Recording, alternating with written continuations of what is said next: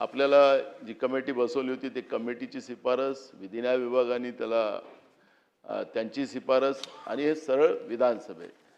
मला असं वाटतं की नेमकं हे कायदे रद्द करण्याचं आपलं कारण काय, नेमकं या कायद्यांमुळे अडचणी काय, त्या पद्धतीची कुठली या ठिकाणी असं भूमिका मांडली गेलीच नाही आहे प्रत्येक कायद्याबद्दल.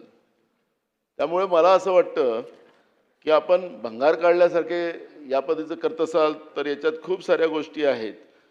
जसं गांधी राष्ट्रीय स्मारक निधी आहे, याला स्थानिक प्राधिकरणाच्या देणग्या अधिनियम 1953 आहे. सन 1956च्या मुंबईच्या शहररचना योजना, मुंबई शहर 2, 3, 4 माहीम विभाग कायदेशीर ठरवण्याबाबत अधिनियम आहे. अशा अनेक खूप साऱ्या गोष्टी आपल्याला बोलता येईल याच्यात या पूर्ण 180 वर.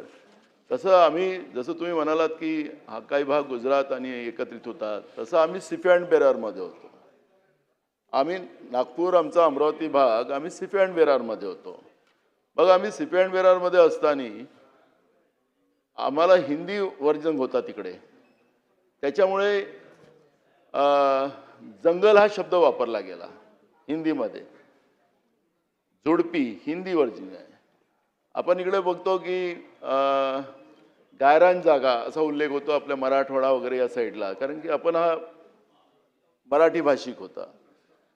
तर आम्हाला त्या जंगलाचं एवढं शब्दाचा आणि झुडपीच्या जंगलाचा एवढा मोठा प्रॉब्लेम झालेला आहे की आम्हाला कुठल्याही विकासाची कामं करता येत नाही. प्रत्येक गोष्टी फॉरेस्ट अडवा येतं. वनमंत्री इथं बसलेले आहेत. मग मला असं वाटतं की हे सगळे आपण एक भंगारासारखे काढायला निघालात तर याच्या प्रत्येक गोष्टीचं त्या समितीची नेमकी शिफारस काय ते तुमच्या पुरतं आहे, शासनाला माहिती आहे, पण सभागृहाला माहिती नाही ना. लोकांना कसं कळेल ना. आणि बोलू तर द्या तसं एकदमच असं काय करतो. नाही, समिती तुमच्या काय शिफारसी दिल्यात, त्या शिफारसी नेमक्या काय आहेत. नाही, पटलावर नाही होत ना पाटील, पटलावर नाही टाकल्या जात ह्या. मग करा ना. मग तुम्ही भंगारात, मी शब्द म्हणून भंगार शब्द वापरला असं काय. अहो, मुख्यमंत्री महोदयांचा प्रस्ताव आहे हा, आशिषचा नाही आहे. मला तुम्ही मंत्री आहात, मुख्यमंत्र्यांची जबाबदारी देताय का दादा तुम्हाला? आणू का रेकॉर्डवर? दादा असं काही चाललं तर नाही तुमच्याकडे आता काही? देवेंद्रजीला काढून आशिषजीला काही मुख्यमंत्री करायचं काही प्लॅन तर नाही आहे तुमचा? तुम्ही काय म्हणतात त्यांना? ते जायचं नाही. असं काही असेल तर असं सांगा तुम्ही.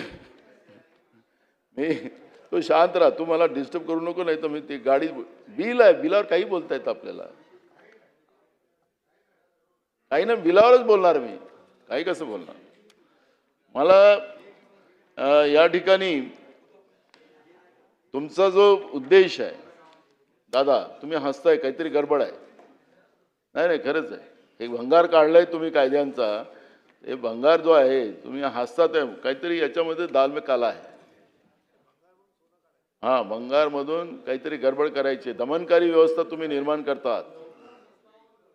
नाही, काही असो ना, पण त्याला कळलं तर पाहिजे. मुंबई कापूस नियंत्रण अधिनियम 1942.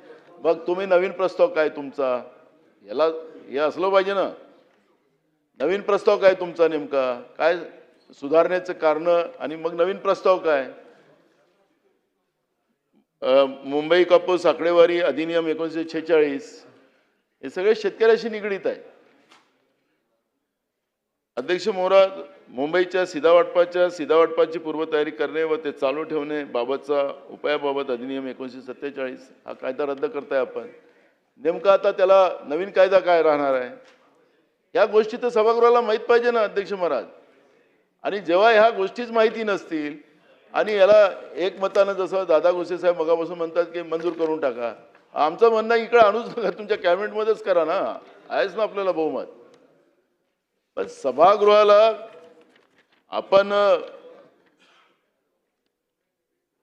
असं काही समजूनच आपण सगळ्या गोष्टी करायच्या आहेत असं नाही. आम्हाला याच्यामध्ये आमची मागणी अशी आहे, आपल्याला जुने कायदे नकोच, आमची भूमिका तीच आहे. पण हे नवीन कायदे आणत असताना लोकउपयोगाची कशी राहणार, या कायद्याच्या बद्दलची हे रद्द करण्याची कारणं काय आणि ही नवीन कायदे आम्ही आणतोय त्याच्यातलं या पद्धतीचा प्रस्ताव, कारण की आपण जे पण कायदे सभागृहात आणतो हे पहिल्यांदा आणतोय, असं लाटमध्ये बंगालासारखं पहिल्यांदा आहे. आशिषजी तुमच्या पहिले आलो या सभागृहात मी, त्यामुळे मी तुम्हाला सांगतो की आम्ही पाहतो की लाटमध्ये अशा पद्धतीचा कायदा निराश करण्याची पहिल्यांदा या महाराष्ट्राच्या इतिहासामध्ये ही पहिली घटना आहे. त्यामुळे ऐतिहासिक काम करताय आपण, तुमच्या ऐतिहासिक कामाची तर कीर्ती फारच आहे, पण एवढी मोठी ऐतिहासिक कारवाई करू नका की जेणेकरून हे कोणाच्याच डोक्याच्या आणि सगळ्यांच्या वरून जावं.